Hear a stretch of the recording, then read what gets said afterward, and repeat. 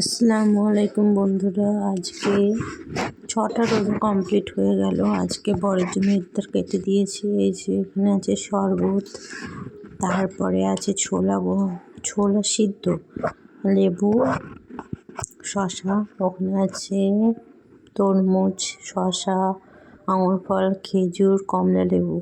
কারণ কমলা লেবুটা একটু ভালো নাও খায়নি, আর এগুলো খেয়েছে, তবু এতগুলো খাই না, আমি খাই, আমার মেয়ে খায়। আপনাদের রোজা কেমন কাটছেন বলবেন। আমাদের এখানে তো খুব ভালো কাটছে। আজান দেওয়া হয়ে গিয়েছে, বর খেজুরটা খেয়ে নিল, তারপরে পানি খাবে। ওই ইফতার করা হয়ে গেলে ও নামাজ পড়তে চলে যায় মসজিদে।